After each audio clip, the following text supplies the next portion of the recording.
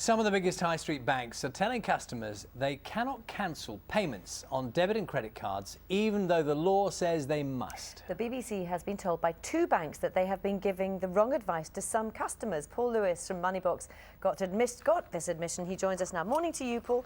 Hello. What are these payments and why might we agree to make them?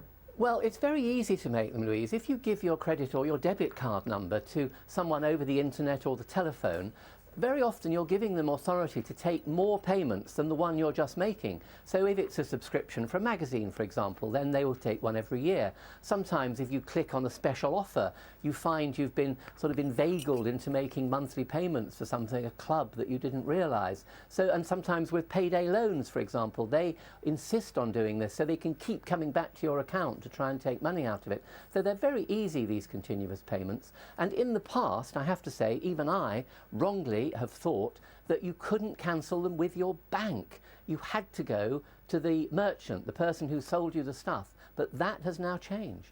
So, I mean, in theory, it started, so you must be able to cancel it, yes? Well, in theory, but if you go to your bank, and this is still happening wrongly, if you go to your bank will still say to you, in some cases, no, I'm sorry, we can't do it. You have to go back to the person you bought the product or the service from. Now, this changed as long ago as November 2009, but it was a regulation brought in after a European law change, and it does seem the card operators and the banks have been arguing about exactly what it meant. But the Financial Services Authority, which did get it right from the start, I have to say, have now been very clear, and they say no, if somebody goes to their bank and says cancel this payment, then the bank has no choice. It has to do it. And if any payments are taken out subsequently, the bank has to refund them to the customer.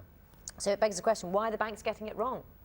Well, we don't really know. I think it is difficult for them. They can't always identify these payments. They could be for different amounts at different times. And they've been reluctant to do it. And we do know that Lloyds, for example, it still hasn't changed its terms and conditions to explain this new rule. And we certainly had one very clear example where it's written 2 or 3 times to a customer getting the rules wrong. Other surveys have shown that with other banks. Santander has admitted it's been getting them wrong.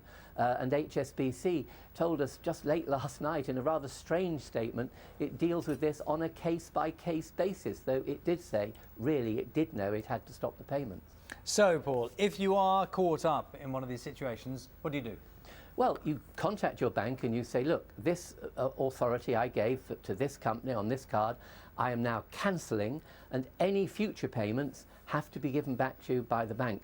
And I have to say, my view is, and I have checked this with a couple of people, that if you've had one of these payments taken out in the past, after you've told your bank to cancel them, you can probably go back and get compensation right back to the 1st of November 2009. And as I say, I've checked that with a lawyer who should know what they're talking about this morning. And more of that on Moneybox as well? Yes, there's more on Moneybox, Louise, as ever, 12 o'clock, Radio 4, and people can let us know their experiences through our website, bbc.co.uk/Moneybox, and of course tweet me on my personal tweet, as ever.